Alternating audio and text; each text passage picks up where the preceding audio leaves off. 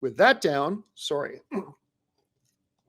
I stole one of Anne's Doritos right before I started the show, and now a tiny little piece of it's going down the back of my throat. Anyway, damn you, Doritos. Next up, let's talk about this. So last week, before the social media review embargo started, we talked about here on the show the fact that Rob and I, in advance, got to talk to a number of people in exhibition who have already seen Fantastic Four. And while I had one of the guys who I talked to say it was pretty good, the other one absolutely loved it. And the guy Rob talked to, separate guy, totally liked it. So that's good. Well, the social media review embargo did indeed lift a few days early. And Rob, I'm not going to say that I have sat down and combed through and read every single reaction, because I haven't. All I can say is I haven't seen a single negative one. And we're not just talking from like random online outlets. I'm talking major trades. Oh, yeah. Like People Magazine and all that kind of stuff, saying just some ridiculously good stuff. Let's just jump over here for a second. We'll check out Deadline. And Deadline, well, let me jump into their headline. Deadline's headline is Fantastic Four First Reactions praise immaculate visual effects and pitch perfect script. One of the best things Marvel has ever made. Let's read some of them. Harper's Media wrote, Fantastic Four, quite possibly the best Marvel Studios film ever released. Okay, I doubt that, but that is big praise. Absolutely loaded with talent and standout performances from Vanessa Kirby and Joseph Quinn. If you thought the MCU died with Endgame, think again. Thoughtfully crafted and easily a genre-defining classic. Prolific reviewer Brandon Davis wrote, Fantastic Four First Steps is visually one of the best things Marvel has ever made. Parts feel like Interstellar and demand IMAX. Galactus is awesome. Silver Surfer looks really, really good. VFX were often immaculate. Cosmically and on Earth, Matt Shakman dropped a visual feast. Upland wrote, Fantastic Four is a triumph, a pitch-perfect script backed by great performances, particularly from Pedro Pascal. Turns what could be a simple superhero movie into a sharp commentary on our society and makes its nuance palatable for those that may not take it at face value. Well, if we go over to Gizmodo, Gizmodo's also talking about saying early Fantastic Four First Steps reactions say it's, well, fantastic. Andrew Salazar wrote, where is it? There. Fantastic Four is a story about family above everything else, where each member of the team is equally important. No one is undeserved, or is underserved, I should say. The movie excels when fleshing out the various bonds between Pedro, Vanessa, Eben, and Joseph. The retro 60 aesthetic works on all fronts. Chris Killian wrote, Fantastic Four friggin' rocks, more than any Marvel before it. F4 feels like Jack Kirby's imagination brought to life on the big screen. Between this and Superman, 2025 might go down as the year movies finally embrace the wonderful weirdness of comic books.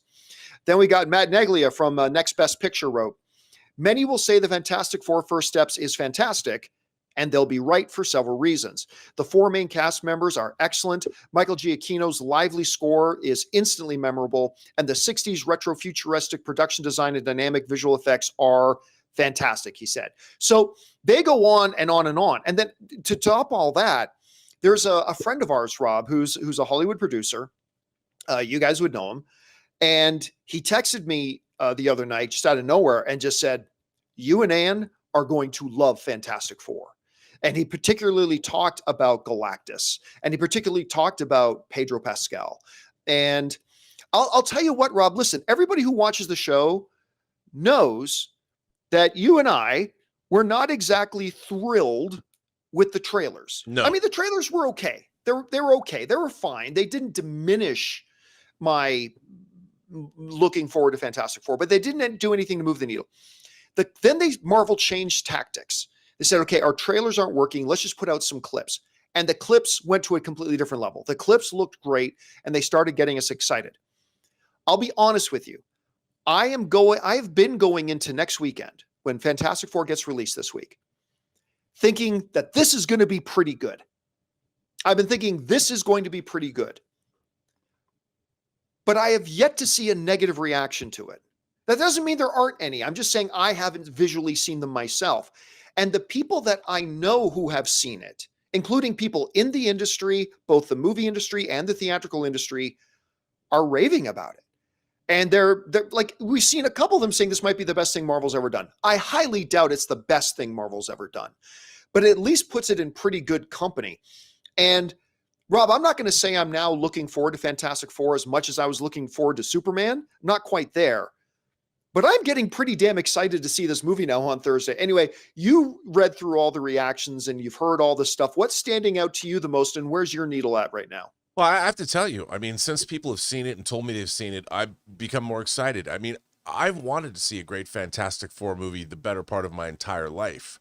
And I think, look, when I heard that they were doing a retro, we were seeing first posters from this like 2 years ago, and they had like the retro cityscape, and we're like, oh, they're going to do a retro version. I got really excited about that it takes place on its own sort of self-contained Earth, and as it's developed, I've been very excited.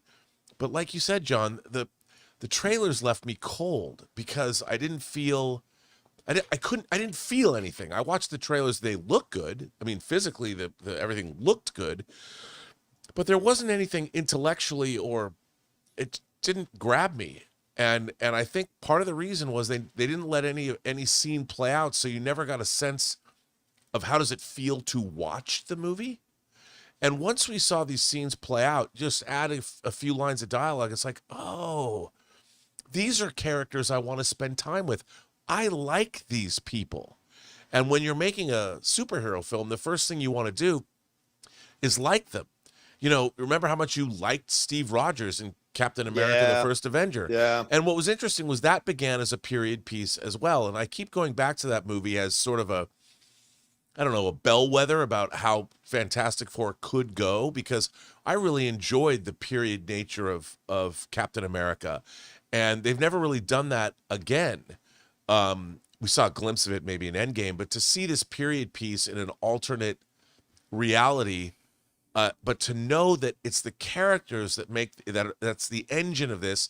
That's what they said about the characters when they were created back in the early 60s. So it's really great to hear this. I got to tell you, my excitement level's gone way up, and I'm really excited to see this movie. I can't wait to see it because everyone that I know, that I trust, that's seen it really liked it. So, and you know what? Besides your enthusiasm and my enthusiasm, you know what else has gone up?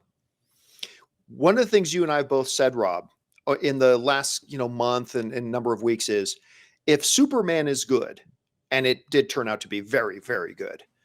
If Superman is good, no one is going to benefit more from it than Fantastic Four. That's right. Since Superman has come out, the projections for Fantastic Four went from 90 to 110 million. They're now saying it could top over, since Superman came out, now they're saying Fantastic Four could top over 130 million on its opening weekend. Well, you know what? Especially if it's fun, John. Yeah. I mean, the one thing about Superman, there's a lot of people that want this Superman movie to still be this messianic thing. But what they did, I think what James Gunn did, and it's proving to work, especially if you're looking at families going during the week, which is what I said was going to happen. It's working.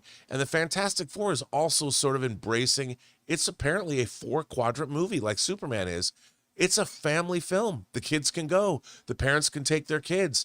And you know what? It's going to create excitement, I think, for both movies. I wouldn't be surprised if Superman gets a boost from Fantastic Four because people are going to want to see both together. Now you've got maybe the true Barbenheimer is hitting us, but it's a superhero Barbenheimer. And, it's going to carry us into August. And that would be really neat for both studios. Isn't it interesting that James Gunn going over to DC might be just the thing that Marvel needed to bolster its theatrical success? Well, I mean, to your point, like Kevin Feige has said for years that the best thing for Marvel is a healthy and thriving DC thing, because he used the analogy himself about the rising tide raises all ships. The more excited people are about comic book movies in general, the better it is for Marvel, and people will get more excited about comic book. So like, you're absolutely right. Like it may turn out that the best thing in the world for Marvel, besides Bob Chapek getting fired, is probably going to be James Gunn going over to DC. This is probably going to be the best thing in the world for Marvel. Anyway, guys, question is for you. What do you think about this? We are now seeing like the reactions for Fantastic Four through the roof. And by the way, the actual review embargo lifts a little bit later today. So we're going to be talking about the actual full reviews tomorrow. Now, normally the full reviews are a little bit less enthusiastic than the first reactions, but I'm expecting to see some pretty good scores, probably 85 plus. Anyway, we'll see tomorrow. Whatever you guys think, jump down into the comments section below and let us know your thoughts. Hey guys, thanks so much for watching this video. Make sure you like the video, leave a comment, and subscribe to our channel. And don't forget, we have a daily podcast called the John Campea Show podcast, available on Apple Podcasts, Spotify, or your favorite podcasting app of choice. Go and subscribe to it today so it'll be there when you need it.